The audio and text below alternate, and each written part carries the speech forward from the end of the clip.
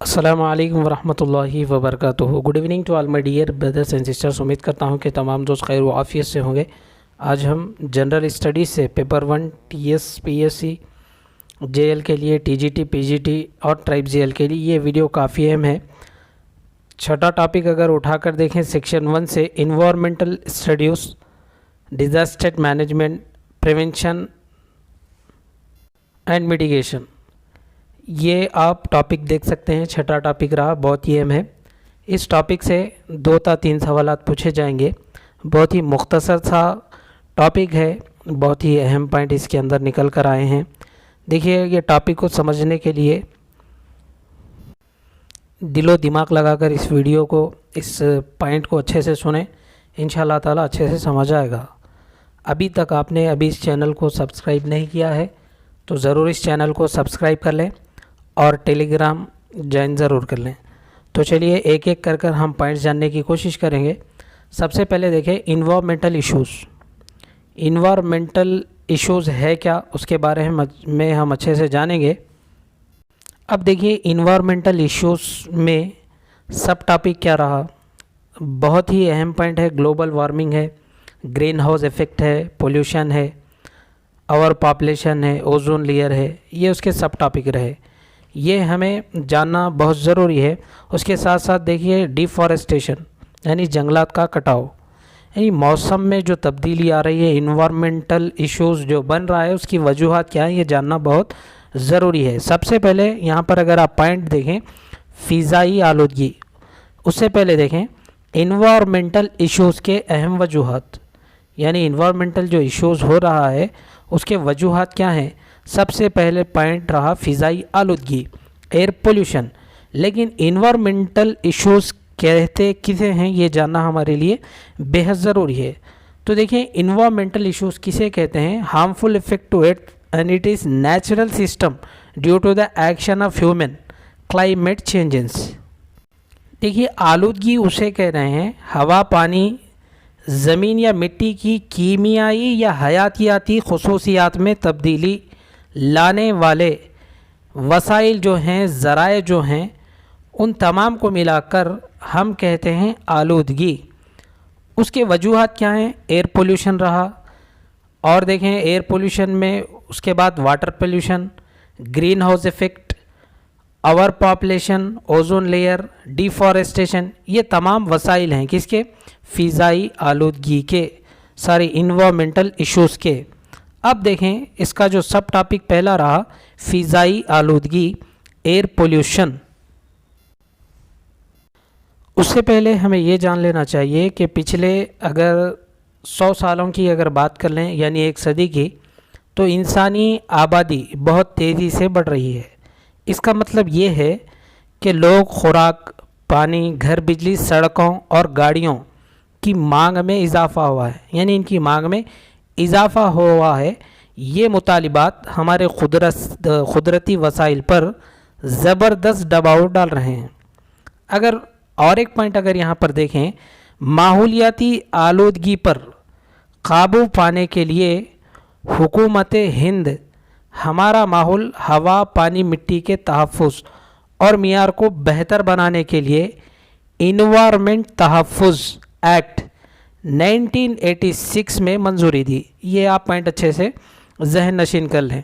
देखिए, और एक मरतबा यहाँ पर दोहरा रहा हूँ मैं, माहौलियाती आलूदगी पर काबू पाने के लिए हुकूमत हिंद ने हमारे माहौल, हवा, पानी, मिट्टी के तहफ़्फ़ुज़ और मियार को बेहतर बनाने के लिए इन्वायरमेंट तहफ़्फ़ुज़ एक्ट 1986 में इसको मंजूरी दी गई। चलिए अब एक एक पॉइंट यहाँ पर हम समझने की कोशिश करते हैं। हम अपनी सांस की ज़रूरियात के लिए हवा पर इन्हिसार करते हैं। देखिए, कॉमन पॉइंट्स है, अगर आप ये पॉइंट देखें तो आपको कॉमन नज़र आएंगे, लेकिन जैसे जैसे हम पॉइंट्स का मुतालिया करते जाएंगे, जो अगले आने वाले पॉइंट्स है वो काफ़ी अहम रहे। ये तो जाहिर सी बात है कि भाई हम अपनी सांस की ज़रूरियात को पूरा करने के लिए हवा पर मुनहसिर होते हैं, हवा पर इन्हिसार करते हैं। अब दूसरा पॉइंट देखिए, फ़िज़ाई आलूदगी तमाम जानदारों को नुकसान पहुंचाती है। फ़िज़ाई जो आलूदगी है, एयर पोल्यूशन जो है, तमाम जानदारों को, लिविंग थिंग्स को नुकसान पहुंचाती है। ये तो जाहिर सी बात है, ये पॉइंट भी कॉमन रहा।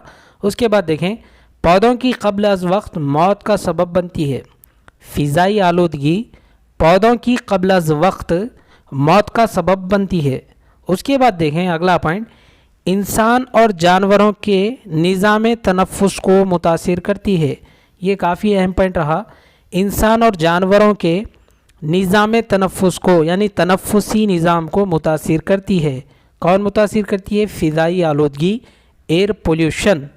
अब देखें, फ़िज़ा में मुख्तलिफ़ गैसों का तनासुब।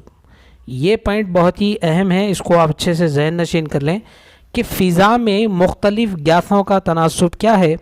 नाइट्रोजन, यानी उसका कीमियाई ज़ाब्ते की अगर बात करें तो N2 78%, oxygen O2 20%, carbon dioxide सालिमी ज़ाब्ता CO2 0.3%, फ़िज़ा में आबी बुखारात का तनासुब की अगर बात करें तो 0.04%। अब बाकी की अगर बात करें 1% में दीगर गैसेस पाए जाते हैं। चलिए आगे बढ़ते हैं। फ़िज़ाई कुर्रा यानी एटमॉस्फेयर, ये कुर्रे हवाई ज़मीन के अतराफ पाई जाती है। ये ज़मीन की सतह से 100 किलोमीटर बुलंदी तक वाक़ होती है। देखिए सवालात कहाँ से भी पूछ सकते हैं। जो क्वेश्चन पेपर तैयार करते हैं वो बहुत ही चालाकी से क्वेश्चन पेपर तैयार करते हैं।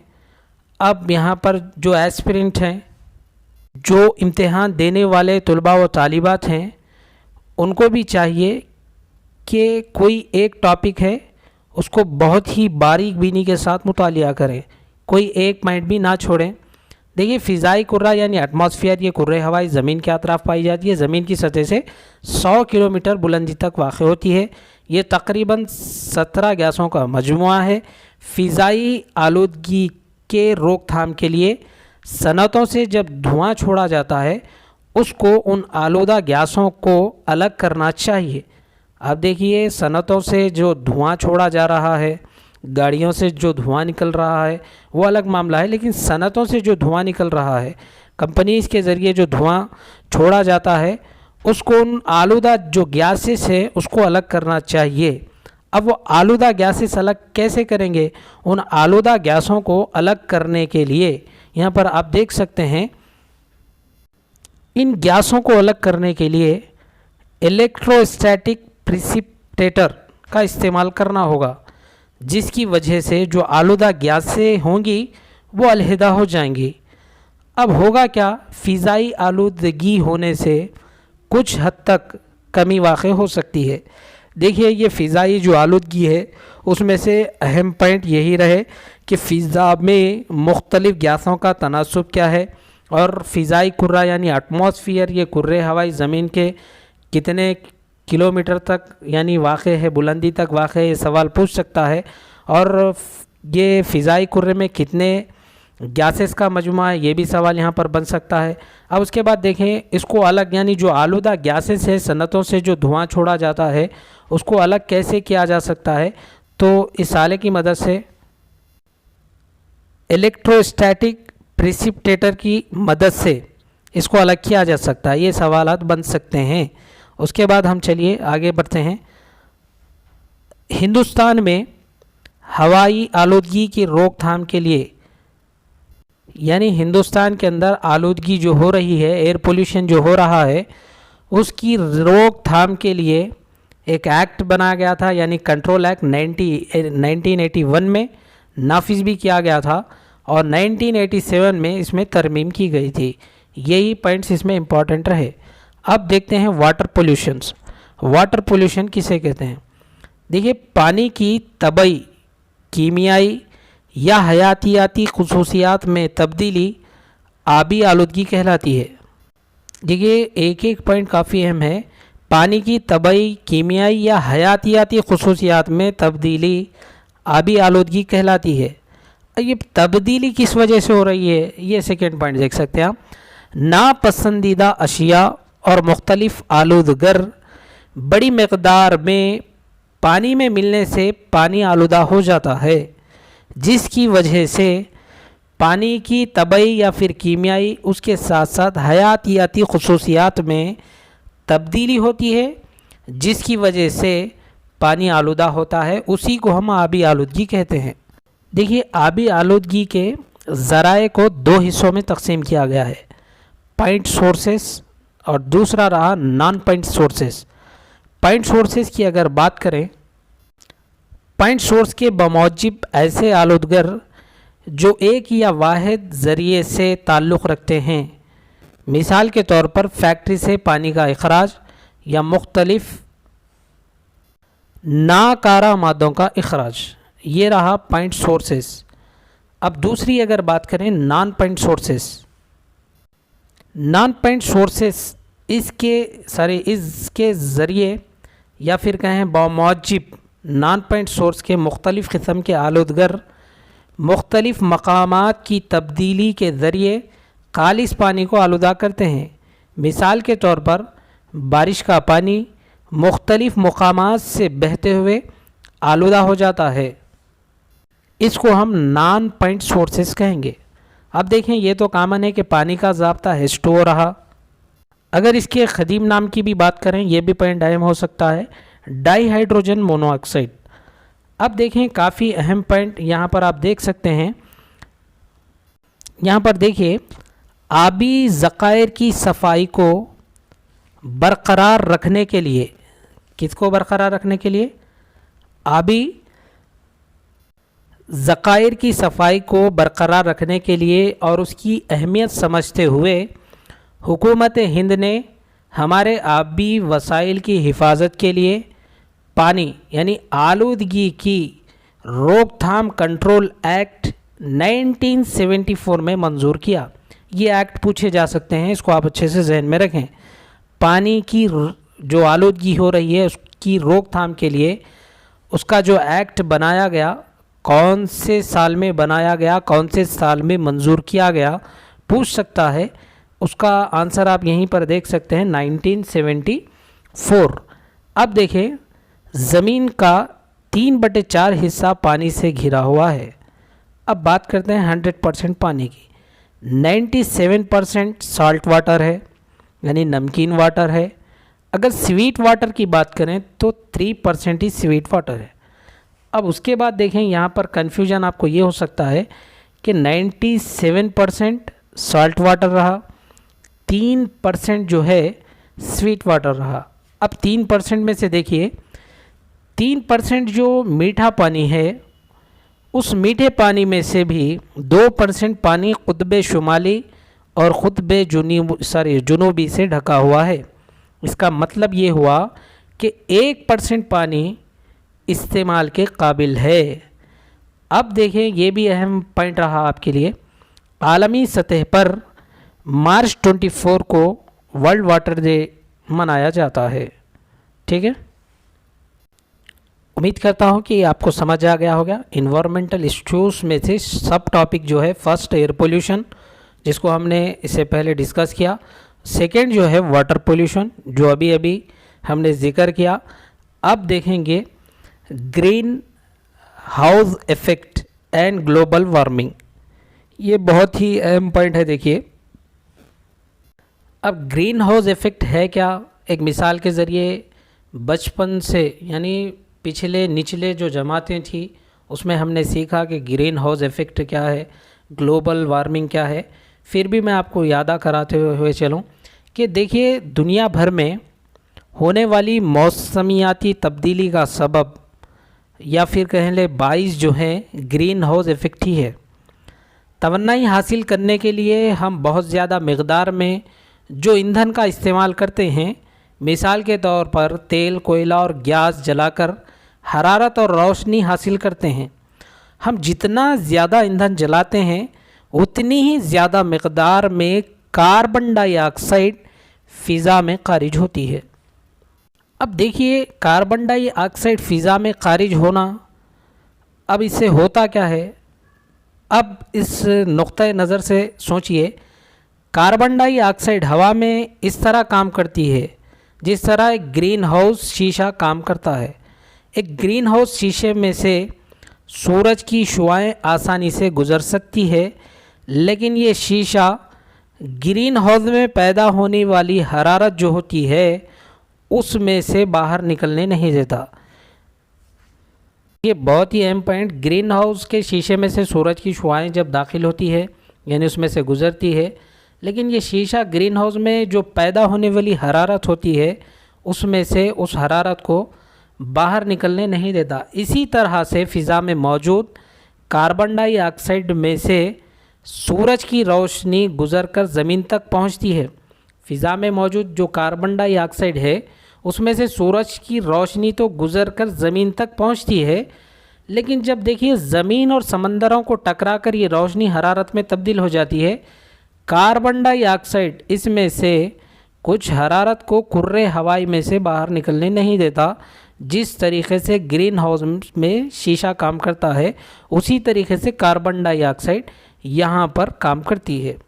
اب اس سے ہوتا کیا ہے، یوں کرۂ ارض کا درجہ حرارت بڑھ جاتا ہے، اس لیے اس کو گرین ہاؤس ایفیکٹ کہا جاتا ہے۔ یعنی اس کا مطلب یہ ہوا کہ کرۂ ہوائی میں ہی یہ حرارت جذب ہو جاتی ہے، اس لیے اس کا درجہ حرارت بڑھتے جا رہا ہے۔ کرۂ ہوائی کا جو درجہ حرارت ہے وہ بڑھتے ہی جا رہا ہے۔ اب دیکھیں گے گرین ہاؤس ایفیکٹ میں کون کون سے گیسز آتے ہیں جو یہاں پر بتلائے گئے ہیں۔ سب سے پہلے آپ یہاں پر دیکھ سکتے ہیں کاربن ڈائی آکسائڈ CO2 کی اگر بات کریں، سب سے زیادہ مقدار میں گرین ہاؤس گیس جو ہیں، گرین ہاؤس گیس کے نام سے بھی یہ جانے جاتے ہیں، کاربن ڈائی آکسائڈ اور میتھین۔ CO2 کی اگر بات کریں تو 60% اس کا تناسب رہا گرین ہاؤس میں۔ اگر CH4 میتھین کی اگر بات کریں تو 20%۔ ان دو گیسوں کو گرین ہاؤس گیس کا نام دیا گیا ہے۔ دیکھیے گرین ہاؤس کے نام سے جانا جاتا ہے۔ یہ سوال پوچھا جا سکتا ہے، CO2 60% رہا، 20% CH4 یعنی میتھین، CFCS 14% یعنی کلورو فلورو کاربن، 6% N2O یعنی نائٹرس آکسائڈ۔ اس کی وجہ سے یہ ہو رہا ہے کہ بھئی 0.6 ڈگری سیلسیس زمین کا درجہ حرارت میں اضافہ ہوا ہے۔ کس کی وجہ سے؟ ان گیسز کی وجہ سے۔ تو دیکھیے یہ پوائنٹ کافی اہم رہے، اس کو آپ اچھے سے ذہن نشین کر لیں۔ انوائرمنٹل ایشوز میں سے یہ سب ٹاپک ہے۔ انوائرمنٹل ایشوز ڈیزاسٹر مینجمنٹ سے 2 تا 3 سوالات پوچھے جائیں گے۔ اس کے بعد دیکھیں اگلا ٹاپک یعنی سب ٹاپک جنگلات کا کٹاؤ، ڈیفارسٹیشن۔ اب یہ کیا ہے جنگلات کا کٹاؤ؟ دیکھیں ابتدا میں، یعنی کس کی ابتدا میں؟ 20ویں صدی کی ابتدا میں جنگلات کی زمین کی تقریباً احاطہ، جنگلات کا زمین کے اوپر اگر تقریباً احاطے کی اگر بات کریں 20ویں صدی کی ابتدا میں تو 30% ہوا کرتا تھا، 30%۔ اب دیکھیں صدی کے اختتام پر یا آخر تک، یعنی صدی کے اختتام یا کہہ لیں آخر تک یہ سکڑ کر 21.54% رہ گیا ہے۔ یہ دیکھیے صدی کے اختتام تک یا پھر آخر تک یہ سکڑ کر 21.54% رہ گیا ہے۔ اس کے بعد دیکھیں قومی جنگلاتی پالیسی 1986 میں 33% جنگلات کی سفارش کی گئی تھی۔ 1986 میں ایک پالیسی پیش کی گئی تھی، قومی جنگلاتی پالیسی، اس میں اس بات کی سفارش پیش کی گئی تھی کہ 33% جنگلات رہنا۔ انوائرمنٹل ایشوز کی اہم وجہ جنگلات کا کٹاؤ بھی ہے، دیکھیے ٹھیک ہے، ڈیفارسٹیشن۔ اگر جنگلات کے تحفظ میں ایک واقعہ بہت ہی مشہور تھا، آپ سنے بھی ہوں گے، میں اس کو پھر سے آپ کے سامنے دہراتا چلوں کہ 1731 میں راجستھان ایک ریاست ہے ہمارے ہندوستان کی، آپ اچھے سے جانتے ہیں، جودھپور کے بادشاہ نے یعنی جودھپور کے بادشاہ نے یہ کہا تھا اپنے وزیر سے کہ مجھے ایک نیا محل تعمیر کرنا ہے، فلاں جنگل سے جا کر لکڑی لے کے آؤ۔ اب اس سے ہوتا کیا کہ جنگل کو کاٹا جائے گا، تو اب وہاں پر ایک لیڈی امرتا دیوی جس کا نام تھا، وہ وہاں پر ٹھہر گئی اور بولی، یہ کہنے لگی کہ سب سے پہلے اگر آپ کو جنگل کاٹنا ہے اس سے پہلے مجھے کاٹا جائے۔ تو دیکھیے 1731 میں راجستھان کا جو بادشاہ تھا ان امرتا دیوی کو کاٹتا ہے۔ یہ واقعہ بہت ہی مشہور ہے۔ تو دیکھیے یہ واقعہ بہت ہی ہائی لائٹ ہوا، یعنی یہاں پر یہ بات بتلائی گئی کہ جنگلات کے تحفظ کے لیے انہوں نے اپنی جان تک قربان کر دی، امرتا دیوی۔ یہ بہت ہی اہم واقعہ رہا۔ اب دیکھیے انوائرمنٹل ایشوز سے جتنے اہم ٹاپک تھے یعنی سب ٹاپک میں نے آپ کے سامنے رکھے۔ اب ہم دیکھیں گے ڈیزاسٹر مینجمنٹ۔ اب یہ کیا ہے؟ یہ بہت ہی اہم ہے۔ ڈیزاسٹر مینجمنٹ کسے کہتے ہیں؟ مصیبت یا پھر کہیں آفات کی روک تھام۔ اب آفات کیا ہے آپ کو اچھے سے معلوم، زمینی آفات، آسمانی آفات۔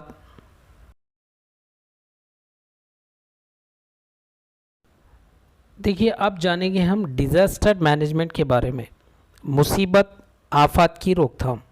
What is disaster? آفات کیا ہے؟ دیکھیے آفت ایک بحرانی صورتحال ہے جو صلاحیتوں سے کہیں زیادہ ہے۔ ڈیزاسٹر ایک crisis situation that for exceeds the capabilities. Disasters کی اصطلاح فرانسیسی لفظ ڈیزاسٹر سے ماخوذ ہے جس کا مطلب ہے بیڈ یا پھر ایول اسٹار۔ دیکھیے ڈیزاسٹرز کی جو اصطلاح ہے فرانسیسی لفظ سے اس کو لیا گیا ہے، ڈیزاسٹر سے۔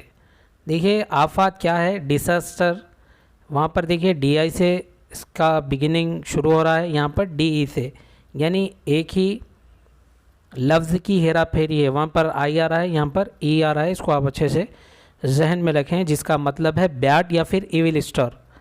اب دیکھیں اقوام متحدہ یا پھر اس کو اچھے اس سے ذہن نشین کرنے کے لیے UNISDR 22 دسمبر 1992 میں قیام اس کا عمل میں لایا گیا۔ UNO یا پھر UNISDR ڈیزاسٹر کی تعریف اس طریقے سے کرتا ہے، کیونکہ یہ ہمیں جاننا بہت ہی ضروری ہے۔ یہ صرف ہمارے ہندوستان کا مسئلہ نہیں رہا۔ ڈیزاسٹر مینجمنٹ، مصیبت، آفات ہر کنٹری پہ آتی ہے، ہر اسٹیٹ میں آتی ہے، ہر قصبے میں آتی ہے۔ تو یہاں پر اقوام متحدہ ڈیزاسٹر کی تعریف کس طریقے سے کرتا ہے، اس سے پہلے یہ جان لینا چاہیے کہ UNISDR 22 دسمبر 1992 میں اس کا قیام عمل میں لایا گیا۔ UNISDR کا اگر آپ فل فارم جاننا چاہتے ہیں تو آپ یہاں پر دیکھ سکتے ہیں، United nation international Strategy for disasters reduction. تو دیکھیے اقوام متحدہ UNISDR ڈیزاسٹر کی تعریف کس طریقے سے کرتا ہے؟ کسی کمیونٹی یا معاشرے کے کام کاج میں ایک سنگین رکاوٹ جس میں وسیع پیمانے پر انسانی، مادی، اقتصادی یا ماحولیاتی نقصانات اور اثرات شامل ہیں، جو متاثرہ کمیونٹی یا معاشرے کے اپنے وسائل کا استعمال کرتے ہوئے نمٹنے کی صلاحیت سے زیادہ ہے۔ دیکھیے جب آفات آتی ہے، چاہے وہ سیلاب کے ذریعے ہو یا پھر طوفان کے ذریعے ہو یا بھوکمپ جسے ہم زلزلہ کہتے ہیں اس کے ذریعے ہو، جب یہ مصیبتیں آتی ہیں تو انسان کے جانی مالی نقصانات بھی ہوتے ہیں۔ جانی مالی نقصانات، انسان کو اگر جانی نقصانات نہ ہو، معاشی نقصان بھی ہو جائے تو انسان کو پھر سے اپنی زندگی بحال کرنے کے لیے کئی سالوں کا وقفہ لگ سکتا ہے۔ مثال کے طور پر اگر ہم سمجھیں جس طریقے سے کووڈ-19 کا اثر رہا، پوری دنیا پر اس کا اثر رہا۔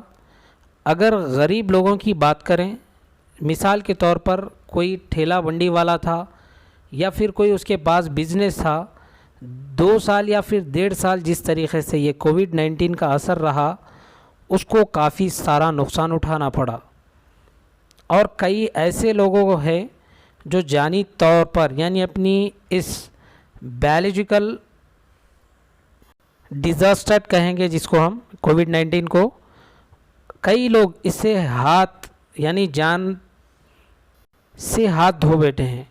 اب اس کے بعد ہم بات کریں گے، یہاں پر آپ دیکھ سکتے ہیں the United nation international Strategy for Disaster reduction definition کی اگر بات کریں تو وہ 3 امپارٹنٹ کمپوننٹس پرووائڈ کرتا ہے۔ اب وہ کون کون سے امپارٹنٹ کمپوننٹس ہیں یہاں پر آپ دیکھ سکتے ہیں، اس کو آپ اچھے سے ذہن نشین کر لیں۔ فرسٹلی اگر بات کریں، دیر شوڈ بی سیریس ڈسرپشنس اور اب normality in life of people. دیکھیے یہ اتنا امپارٹنٹ نہیں رہا، لیکن پھر بھی آپ اس کو اچھے سے نوٹ کر لیجئے ایڈیشنل انفارمیشن کے لیے۔ اب چلیے دیکھتے ہیں ڈیزاسٹر مینجمنٹ کا ایک انڈیا میں ایکٹ بنایا گیا 2005، اس کے مطابق ڈیزاسٹر کی تعریف کیا ہے۔ دیکھیے ڈیزاسٹر کی تعریف اہم رہی UNO یعنی UNISDR United Nations International Strategy for Disaster Reduction. اس کے بعد ڈیزاسٹر مینجمنٹ ایکٹ جو کہ انڈیا کے اندر بنا گیا 2005 کے اندر، جیسا کہ آپ یہاں پر دیکھ سکتے ہیں۔ اب راجیہ سبھا کے اندر 28 نومبر کو وہ بل پاس ہوا، لوک سبھا کی اگر بات کریں تو 12 دسمبر کو 2005 میں ایک قانون یعنی ایک ایکٹ بنا گیا 2005 میں۔ ڈیزاسٹر کی تعریف کس طریقے سے کرتا ہے، یہ بہت ہی اہم رہا، اس کو آپ اچھے سے ذہن نشین کر لیں۔ کسی بھی علاقے میں قدرتی یا انسانی ساختہ وجوہات یا حادثہ یا غفلت سے پیدا ہونے والی تباہی، حادثہ، آفت یا سنگین واقعہ جس کے نتیجے میں کافی نقصان ہوتا ہو یا پھر ہوتا ہے یا انسانی مصائب یا املاک کو نقصان پہنچتا ہے۔ دیکھیے کسی بھی علاقے میں قدرتی یا انسانی ساختہ وجوہات یا حادثہ یا غفلت سے پیدا ہونے والی تباہی، وہ تباہی حادثے کی شکل میں ہو سکتی ہے، آفت یا سنگین واقعہ جس کے نتیجے میں کافی نقصانات ہوتا ہے یا انسانی مصائب یا املاک کو نقصان پہنچتا ہے۔ ڈیزاسٹر کی تعریف، ڈیزاسٹر مینجمنٹ ایک ایکٹ بھی بنایا گیا جس کا میں نے ذکر کیا 2005 کے اندر، ڈیزاسٹر کی تعریف اس طرح اس میں کی گئی ہے۔ اب دیکھیں کسی غیر آباد جگہ پر زلزلہ یا سیلاب کو آفت نہیں سمجھا جا سکتا۔ یہاں غیر آباد جگہ ہے، پلیس ہے، وہاں پر زلزلہ آئے یا پھر سیلاب آئے، اس کو کوئی آفت نہیں سمجھا جا سکتا۔ اب دیکھیں یہاں پر تباہی کے اسباب، تباہی کے اسباب کیوں بنتے ہیں۔ آفات 2 طریقے کی ہوتی ہے، ایک ہے نیچرل ڈیزاسٹر، اس میں کیا ہے زلزلہ، سیلاب، سونامی وغیرہ، یعنی یہ قدرتی آفات کہیں گے۔ آفات کو 2 حصوں میں تقسیم کیا گیا ہے، نیچرل ڈیزاسٹر یعنی قدرتی آفات، قدرتی آفات کی اگر بات کریں تو زلزلہ ہے، سیلاب ہے، سونامی وغیرہ ہے۔ اب اس کے بات کریں مین میڈ ڈیزاسٹر۔ اب یہ مین میڈ ڈیزاسٹر کیا ہے، جیسا کہ بھوپال کا سانحہ ہے، جنگیں ہیں، کلورو فلورو کاربن گیس کا اخراج ہے، گرین ہاؤس گیسوں میں اضافہ بھی ہم نے دیکھا، یعنی یہ مین میڈ ہے۔ ماحولیاتی آلودگی جیسے شور، ہوا، پانی اور مٹی، یہ تمام چیزیں مین میڈ ڈیزاسٹر کہلاتی ہیں۔ اگر نیچرل ڈیزاسٹر کی بات کریں، جیسا کہ بارش کا نہ ہونا خشک سالی کا سبب بنتا ہے، جس سے قحط سالی کا بھی خطرہ لاحق ہو سکتا ہے۔ ضرورت سے زیادہ بارش ہونا، اگر ضرورت سے زیادہ بارش ہوتی ہے تو سیلاب کی شکل اختیار کرتی ہے، جس سے جانی اور مالی دونوں نقصانات ہو سکتے ہیں۔ اب دیکھیں اگلے پیج پر، یہ بہت ہی اہم ہے، یہ بہت اچھے سے آپ ذہن نشین کر لیں۔ اس کو ہم کہیں گے ٹرمنالوجی ورڈ، خطرہ، ہزارڈ، لک اینڈ چانس بھی کہتے ہیں۔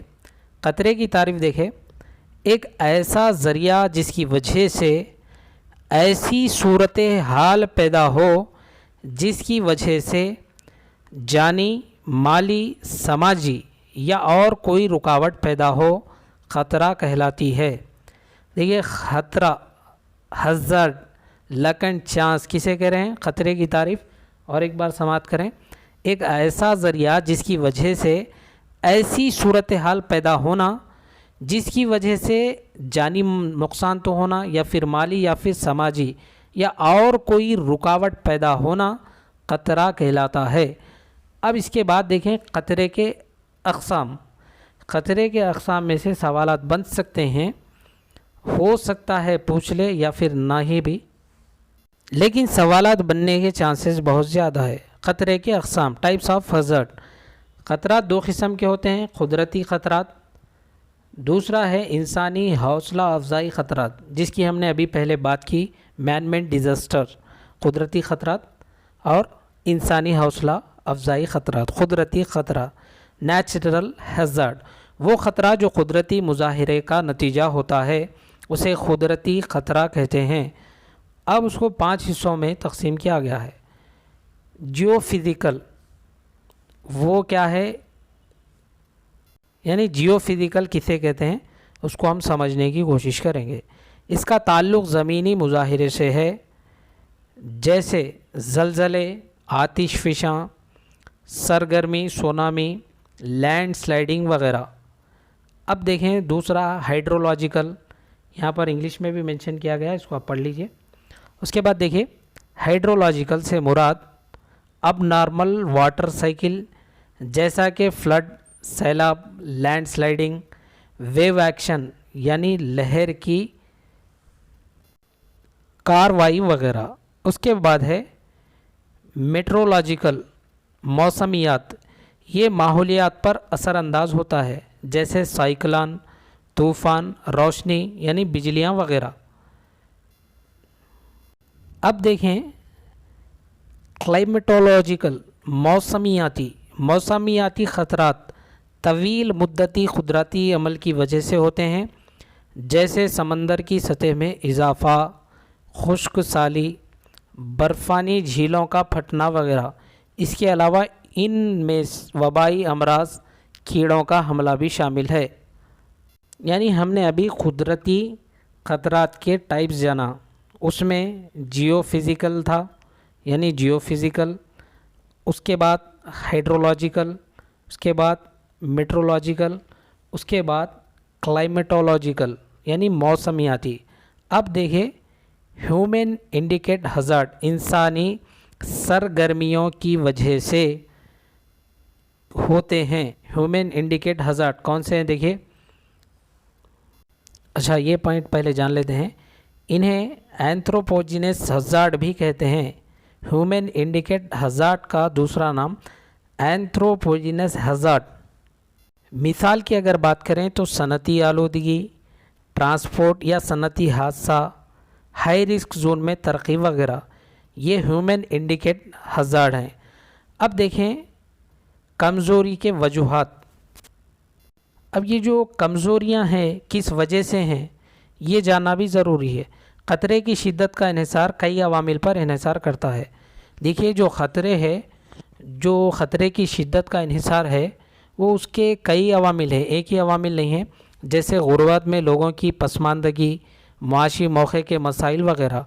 اگر اس کے سب ٹاپک دیکھیں یا پھر اس کے پوائنٹ جانیں تو پہلا ہے سیاسی عوامل، پولیٹیکل فیکٹر، دوسرا ہے اقتصادی عوامل، اکنامیکل فیکٹر، تیسرا ہے سماجی عوامل، سماجی عوامل سے مراد سوشل فیکٹر، چوتھا ہے بنیادی ڈھانچے کے عوامل، انفراسٹرکچرل فیکٹر، ماحولیاتی عوامل، انوائرمنٹل فیکٹر۔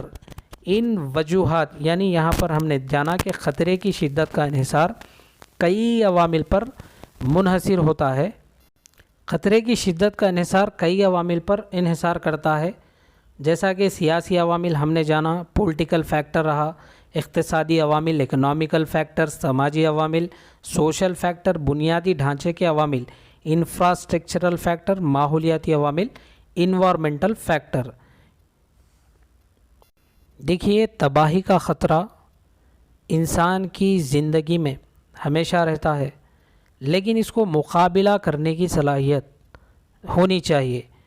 معاشرے میں جتنا زیادہ مقابلہ کرنے کی صلاحیت ہوتی ہے، آفات کو یا پھر خطرات کو اتنا ہی کم کیا جا سکتا ہے۔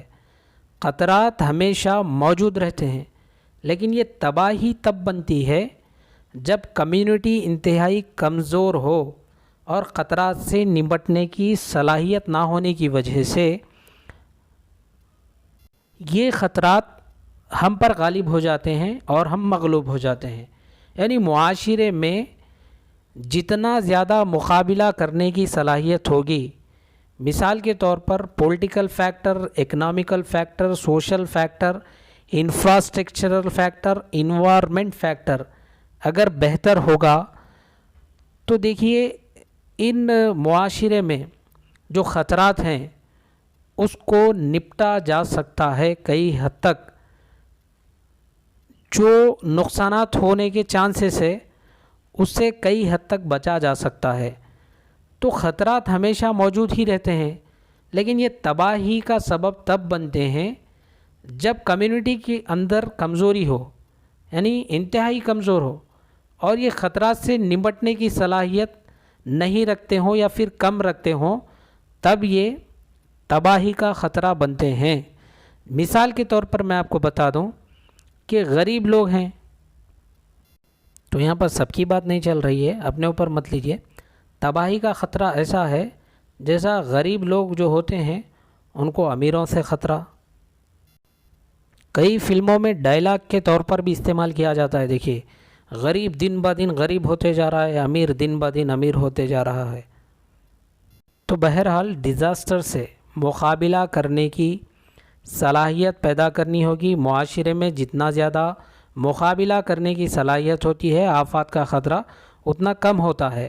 اگر خطرات کی بات کریں تو خطرات ہمیشہ موجود رہتے ہیں، لیکن یہ تباہی کا سبب تب بنتے ہیں جب اس کو فیس کرنا نہیں جانتے ہو، یا پھر کوئی حکمت عملی جسے کہتے ہیں وہ بہت ہی کم ہو یا پھر صلاحیت کم ہو، تب یہ خطرات جو ہوتے ہیں تباہی کا سبب بنتے ہیں۔ تو یہ تھا چھٹا topic, environmental issues disaster management. بہت ہی اہم پوائنٹ تھے جو میں نے آپ کے سامنے رکھے۔ انشاءاللہ تعالیٰ پھر ہماری اگلی ویڈیو میں ملاقات ہوگی۔ السلام علیکم ورحمۃ اللہ تعالیٰ وبرکاتہ۔